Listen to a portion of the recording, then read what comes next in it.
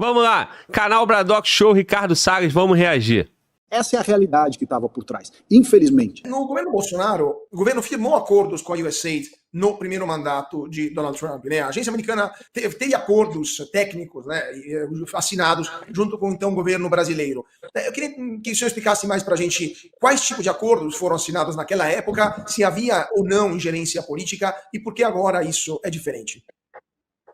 Bom, eu posso responder da minha pasta, obviamente eu não posso responder da pasta dos outros, mas com relação à pasta do meio ambiente, logo depois, eu queria lembrar o seguinte, eu fui secretário de meio ambiente em São Paulo, então eu sabia já de antemão, ao contrário de vários colegas de governo, que entraram com excelentes boas ideias, mas muitos demoraram muito para entender como é que o jogo em cada uma das suas pastas, os seus ministérios eram jogados.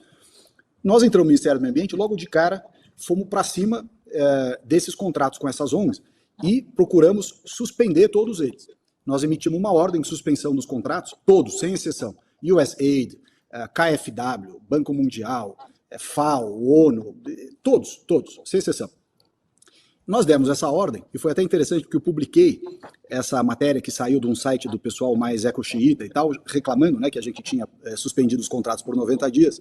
E aí algumas pessoas publicaram assim, mentira, ele não suspendeu. Então, eu nunca falei isso, mas vou contar aqui para vocês, porque eu acho que algumas coisas precisam ser ditas.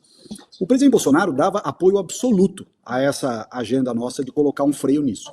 Entretanto, tanto que nunca houve por parte dele nenhuma recriminação sobre as ações que nós fazíamos para investigar, por exemplo, os recursos do Fundo Amazônia. Isso foi uma briga internacional. O governo da Noruega e da Alemanha batendo na gente sem dó, e as ONGs brasileiras também, e nós ficamos firmes enquanto eu fui ministro. Depois que eu saí, o meu sucessor deu uma relaxada com a turma, retomou o fundo, foi lá nas agendas da ONU. Eu não, comigo não tinha negociação.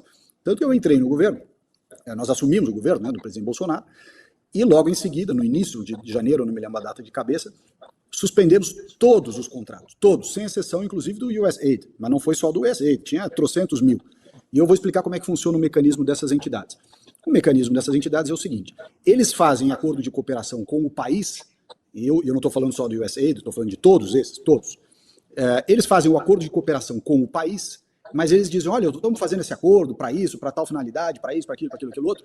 Entretanto, o recurso só pode ser usado através de uma agência cadastrada por esse órgão. Além da agência cadastrada pelo órgão, a prestadora de serviço para essa agência, pode dar o exemplo da FAO, pode ser USAID, pode ser vários, qualquer uma. A agência de fomento, ela acaba mandando dinheiro para o governo brasileiro, desde que o governo brasileiro contrate o projeto que ela quer, com a entidade repassadora que ela cadastra, e para atividade fim com ONGs, e aí que está o problema, com ONGs que ela mesma certifica. Ou seja, você serve meio que barriga de aluguel. Eles dizem que estão dando dinheiro para o governo brasileiro, isso é Fundo Amazônia. Vai fazer o que eles querem. Eles dizem que eles estão dando dinheiro para o governo brasileiro, mas no fundo o governo brasileiro só serve de hospedeiro, porque já vem o projeto pronto, já vem o destinatário indicado numa lista, e você só faz a gestão do dinheiro, ainda por cima se torna corresponsável por aquilo tudo que está sendo transferido para essas entidades todas. Então, sabendo dessa sistemática, que é assim em vários níveis estaduais brasileiros, o que nós fizemos logo no início do governo? Uma ordem para suspender todos os contratos, todos, por 90 dias indistintamente. Eis que no dia seguinte, eu sou chamado na Segovia, que era administrada por um general, e o general está lá com uma pessoa da CGU, que eu não lembro quem era, e diz assim para mim, olha, não pode fazer isso, isso vai dar problema, você não pode descredenciar esses organismos, porque eles têm acordo de cooperação com vários órgãos do governo e tal, etc. Aí o sujeito da CGU que estava na região falou, realmente, ministro, o senhor não pode fazer isso, o senhor vai criar um problema aqui para o governo, pode ser responsabilizado, blá, blá, blá, blá. Eu falei, bom, então qual é a solução? Ele falou, olha, eu não sei qual é a solução, mas o senhor não pode fazer isso, tem que revogar a medida. Eu falei, bom, então vamos fazer o seguinte, com certeza os contratos, por mais benéficos que eles tenham sido concebidos nos governos de esquerda que nos antecederam, nós temos que lembrar que esses acordos que nós suspendemos logo de cara vinham de governos anteriores. Por mais benéficos que eles sejam, eles no mínimo devem ter uma contrapartida para você prestar informações, relatórios, etc. Então nós vamos por esse caminho. Eu vou exigir um relatório de prestação de contas e do Estado que cada uma desses acordos estava, e quem não apresentar um relatório ou não apresentar um relatório satisfatório, aí sim nós vamos consolidar a suspensão até a extinção desses contratos. E assim foi feito. Tanto que nenhum outro contrato continuou. Porque nós recebíamos relatórios absurdos. Quando recebíamos? Porque a maioria desses procedimentos, desses acordos, quando nós oficiamos para que eles apresentassem explicações, um relatório pormenorizado do que foi feito com o dinheiro, em que pé que as coisas estavam, as coisas que vinham eram ridículas do ponto de vista de conteúdo, era quase uma piada, e a maioria não mandou nada, simplesmente falou, não vou responder e acabou. Nós suspendemos tudo. O que aconteceu mais para frente? Acho que alguns meses depois. O governo brasileiro, que era parceiro do governo do Trump, portanto a gente assumia que o Trump estava fazendo o dever de casa lá nos Estados Unidos para sanear essas entidades, depois nós descobrimos que não estava, porque o Trump, ao contrário do que a gente imaginava, ele entrou no governo com muita garra, mas não tinha, o pessoal não sabia o que estava acontecendo dentro do deep state americano, assim como aconteceu no primeiro mandato do Bolsonaro, que muita gente que chegou no governo não tinha a menor ideia do que o grande Estado, né, os funcionários de carreira dessas entidades e tudo faziam. Então até você entender o que estava acontecendo leva tempo. Isso foi assim no Trump, foi assim no governo Bolsonaro também. É normal, você entra no governo, tanto que o Trump agora, o segundo mandato do Trump, tem outra característica. Por quê? Porque ele já viu como a coisa toca, ele já viu como é que o negócio era e já pôs as pessoas-chave para desmontar ou para neutralizar ao máximo esse deep state. A mesma coisa no eventual futuro governo Bolsonaro. Tenho certeza que as pessoas que forem para o governo, junto com ele, irão já conhecendo muito mais a realidade da máquina pública. Mas é importante a gente lembrar e aí voltando aqui para o exemplo brasileiro, que dentro do governo Bolsonaro, e a contrário da vontade dele, porque ele sempre, repito aqui, tem que ser muito justo, ele sempre apoiou toda essa agenda de bloquear as iniciativas da esquerda, tanto do Marcelo lá na FUNAI, as agendas da área ambiental, na cultura, Mário Frias fez lá o trabalho dele, na educação foi feito dentro do possível, e assim foi. Ou seja, mas a máquina estatal de funcionários de carreira, sobretudo, ela é o deep state, como diz o termo americano, ela vai se infiltrando e vai fazendo e vai se acobertando e tudo mais. E foi assim o que aconteceu nesse caso. Quando nós dissemos ao governo americano que era parceiro agora a culpa é do funcionário de carreira, né? Ó, se tu quer mudar essa realidade aí, cara, vira funcionário de carreira, estuda, passa no concurso. Quer passar no concurso? Ó, estuda com estratégia concurso, cara. Tá aqui, ó, pra você, ó, 3 passos pra tu passar em concurso público, cara. Certo? Porque se os que estão lá são de esquerda e tu é de direita, tu tem a obrigação de estudar e passar no concurso pra sentar lá, pô. Tu viu? A CGU lá, o cara falou que não podia estornar. Assessorado por um general. Funcionário de carreira também. Então, cara, vai estudar pra ajudar o Brasil. Vamos nessa. Continua. Brasil, tem que lembrar, né? O governo já era o governo Trump e o embaixador dos Estados Unidos, o Todd Chapman, era uma pessoa muito próxima do governo. Eu até destaquei aí, mandei para o Manuel, uma matéria da imprensa brasileira dizendo que o embaixador dos Estados Unidos que fez churrasco para o Bolsonaro tinha se aposentado numa determinada data. Isso para vocês verem a proximidade que o governo americano e o embaixador americano tinham, o Todd Chapman tinha conosco no governo do Bolsonaro. Eles disseram, não, vocês precisam abrir um espaço aqui para a gente fazer uma parceria e tal, e a maneira que os Estados Unidos tinham de transferir dinheiro para o Brasil era da USAID. E não era diferente dos contatos anteriores, mas nós fizemos uma coisa diferente. E aí esse é o ponto que não está sendo dito por alguns, acho que não é nem por má fé, é porque é desconhecimento mesmo. Nós impusemos os termos. Nós dissemos que os recursos que doravante fossem, aqueles antigos, que eram com ONGs e com coisas inexplicáveis, estavam todos suspensos. Dali por diante, as coisas iam ser feitas com empresas. Empresas que nós, Brasil, íamos licitar. Ou seja, eles só iam dar o dinheiro para nós licitarmos. Tinha acabado aquela história de mandar o dinheiro e mandar a lista de quem estava autorizado a receber. E nós tínhamos dito isso, eu me lembro perfeitamente das negociações. Olha, se for assim, a gente não quer. E foi um escândalo. Tanto que o USAID aceitou as nossas condições, no final não mandou dinheiro nenhum, esse contrato nunca foi para frente, mas foi nas nossas condições que o presidente Bolsonaro firmou essa parceria lá nos Estados Unidos, na visita que fez ao Donald Trump, e depois, logo em seguida, como eles viam que a gente não cedia, que tinha que ser do nosso jeito, com as nossas licitações, com as nossas... Eles falaram, então deixa para lá e tal, e a coisa foi morrendo, como várias promessas de dinheiro para o Brasil investir, para ajudar o pessoal, para o pagamento por serviços ambientais e várias outras coisas. Agora, se vocês olharem todos os outros contratos, com KfW, Banco de Fomento, Fundo Amazônia e tudo mais, não veio mais dinheiro nenhum. Por quê? Porque nós fomos muito duros e nós dissemos, ou é do nosso jeito, que era a nossa maneira de encarar o governo, e era a forma que o presidente Bolsonaro apoiava e apoiou todas as iniciativas. Eu preciso ser muito justo nessa hora, eu vi algumas pessoas dizendo, tá vendo, Bolsonaro sabia. Não é nem questão que sabia ou não sabia. Ele apoiou tudo que era para bloquear a esquerda no Brasil. Só que nós tínhamos dentro do governo, desculpa me alongar aqui, só que essa é uma questão que precisa de explicação detalhada, senão o pessoal fica falando besteira depois nas redes sociais. A gente tinha dentro do governo, assim como tinha no governo do Donald Trump no primeiro mandato, e certamente haverá nesse segundo talvez, em algum grau, Você tem uma parte do establishment, né, uma parte do deep state, que no caso do nosso governo era feito em geral por funcionários de carreira, como eu já disse, boa parte dos militares, que não era nem por mal, era porque eles não tinham malícia nenhuma para lidar com esse assunto, não tinham malícia, não conheciam isso, não estavam aware, né, não estavam espertos para essa guerra ideológica, esse aparelhamento todo que estava no governo. Basta dizer vários desses... Se o militar não está pronto para a guerra ideológica, qual é? O que foi ensinado para os militares? A rapaziada lá de 64 não deixou nenhum treinamento para quem tá hoje, não? Que isso, cara? Eu não tô entendendo. O que houve lá em 64, cara? Não foi... Cadê essa geração aí? Treinou quem, cara? Pelo amor de Deus. Vamos lá. Esses militares tinham orgulho de terem servido a ONU nessas missões de paz e tudo mais, e diziam isso, olha, nós somos da tropa da ONU. Bom, enfim. O fato é que nós, efetivamente, no governo, tínhamos carta branca para brecar tudo. E brecamos tudo que estava possível brecar. E muitas vezes deixamos de brecar coisas, repito aqui, porque militares não queriam que a gente brecasse, eles ficavam indignados, como assim? Vai abrir mão do dinheiro da ONU é tão boa, a gente foi para o Haiti com esse dinheiro da ONU e tal, as tropas da ONU e coisa da ONU. Mas não era só a ONU. Era, como eu já disse aqui, KfW, Banco Mundial, Fundo Amazônia, Noruega, Alemanha, dinheiro de agência da AICA lá do Japão, enfim, é a sistemática que essa turma adota. Funcionários de carreira também dos órgãos de controle, Tribunal de Contas, CGU, viviam impondo dificuldades para a gente bloquear esses recursos, para dificultar a vida desse pessoal. E já do meio do governo em diante, nós identificamos um outro problema, e isso é importante também dizer aqui.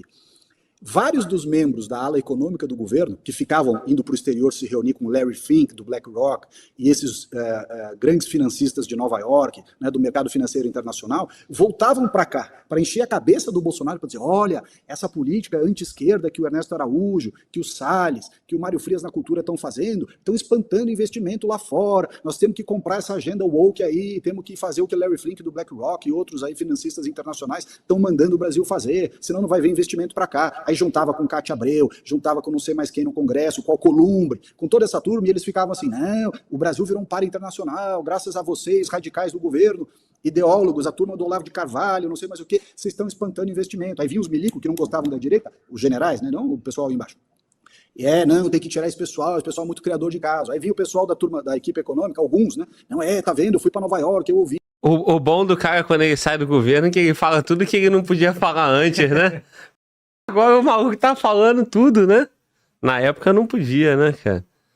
Até que ele, o Salles, cara, ele é sempre muito leal ali ao Bolsonaro, né, cara? O Bolsonaro tem metido a pancada nele, né, cara? Ironiza ele, pô. Ridiculariza ele em várias entrevistas aí, indiretamente. Eu não falo o nome, não, mas todo mundo sabe que tá falando do Salles, né? E o Salles, ou de repente por dependência aí do eleitorado bolsonarista, né? Ou por convicção, né? Não dá pra gente saber, né? Só o tempo vai dizer, né? Vamos deixar passar a eleição de 26, né? Se ele vai manter isso aí, né, cara? Mas assim, eu sempre dou destaque pra forma como o Salles, ele não bate no Bolsonaro, né? Aí, assim, se é por convicção, isso é bom. Ponto positivo pro Bolsonaro e ponto positivo pra ele também, né? Agora, se for só por conta dos eleitores do Bolsonaro, 2026 nós vamos descobrir. Porque se ele não for eleito, aí nós vamos ver qual vai ser a postura dele, né? Porque o Bolsonaro vai dificultar o caminho dele na eleição pro Senado em 26. Vamos nessa. Essa reclamação, ou seja, essa é a realidade que estava por trás. Infelizmente, nós tivemos, e esse é um problema, só para concluir, esse é um problema que existe mundialmente, não é de hoje. Existe um instituto, o Rodrigo Constantino conhece bem, lá nos Estados Unidos, que é o Leadership Institute, cujo presidente é o Morton Blackwell. O Morton Blackwell montou, ele foi do governo do Reagan no primeiro mandato, e ele montou o Leadership Institute quando ele se deu conta de que em pleno governo Reagan, primeiro mandato do Reagan, eles não tinham gente suficiente preparada para tirar os democratas de dentro do governo e governar com republicanos conservadores. E ele sentiu falta desse pessoal, desse treinamento, e falou, não, eu vou montar o Leadership Institute. E isso aconteceu no Reagan no primeiro mandato, aconteceu no Trump no primeiro mandato, E não está acontecendo por enquanto, pelo menos está diminuindo por enquanto, nesse segundo mandato do Trump. Então, se nós tivermos, e eu espero que tenha, um segundo mandato do Bolsonaro para vir com mais conhecimento de que essas coisas acontecem, como acontecem, por quem acontece, vai ser muito mais fácil fazer a faxina. Ao invés de ficar com essa coisa que a gente tinha lá atrás, põe general para tudo, general vai resolver, chama o fulano, chama não sei quem lá, o cara que está no governo, sendo funcionário público de carreira não sei quanto tempo. Esses caras são pró-máquina, esses caras adoram esse esquema de organismo internacional, até porque o organismo internacional paga a viagem desses caras para o exterior à torto e à direito, cursinho, mestrado, bolsa e o diabo. Então, acho que essa explicação era importante para o pessoal entender que cortou-se o que foi possível cortar, não se cortou mais, porque a milicada, a turma de CGU e o pessoal de carreira, né, os corporativistas, não deixavam a gente cortar.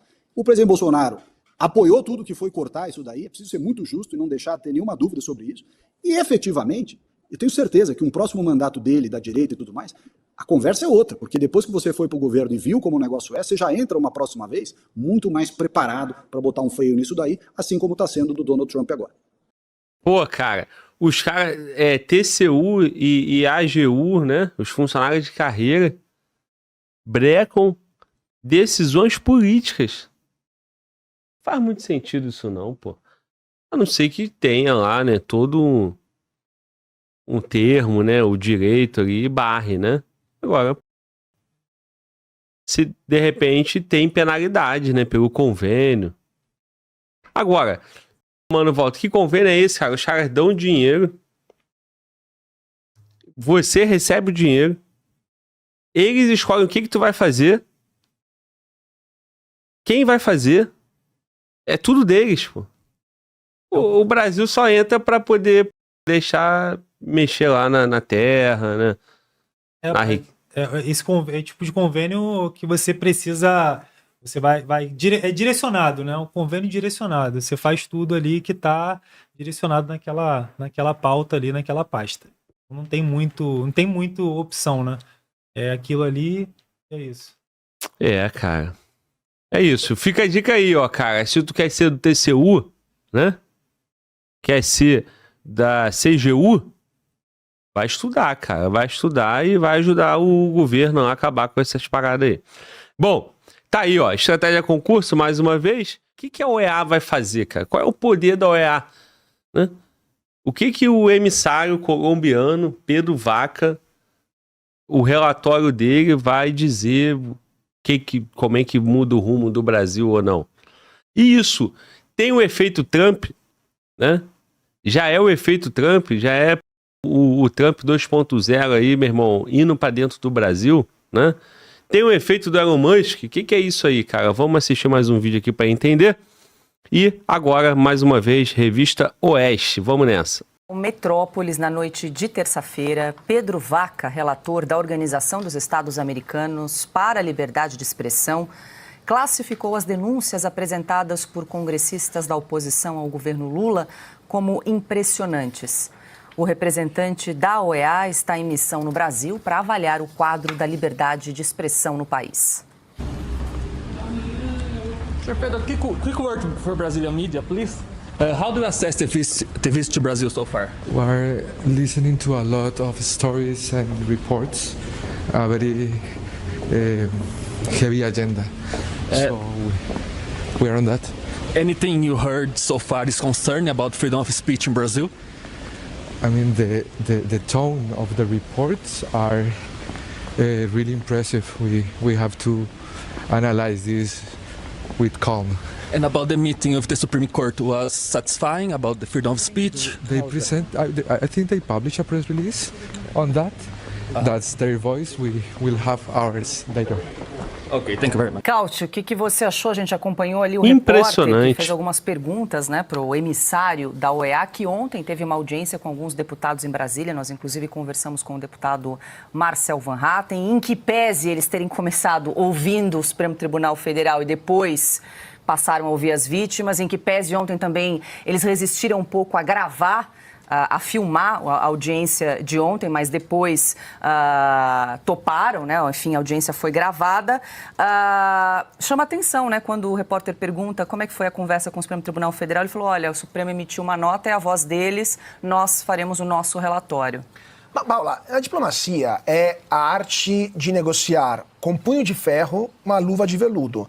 Mas nesse caso foi um tapa na cara com ferro e sem veludo no Supremo Tribunal Federal, porque eles não disse o Supremo emitiu a nota, é aquilo ali, vocês podem se ater, isso foi completa. Não, é a voz deles. A gente vai emitir outra. Ou seja, não é a verdade daquilo que aconteceu, vamos dizer a nossa verdade. Até porque o Supremo diz algumas coisas que são absurdas por si só. Primeiro, não foram bloqueios de massa, apenas 120 perfis. Fosse um só perfil bloqueado nas redes sociais, seria uma ilegalidade proibida pela Constituição brasileira, pelos tratados internacionais e algo que o representante especial da OEA não poderia admitir. Então é óbvio que ele, no mínimo, deve ter se sentido constrangido de fazer parte de uma nota oficial do Supremo Tribunal Federal que justificou a censura colocando a foto do representante especial da OEA para a liberdade de expressão. Não foi algo que evidentemente agradou ele, que está lá para verificar se no Brasil tem ou não censura. Ele viu claramente que tem. Mas, além disso... Bom, o cara vem aqui, né? Isso foi ontem, né? Hoje, dia 10, segunda-feira, né? Dia 11 de fevereiro.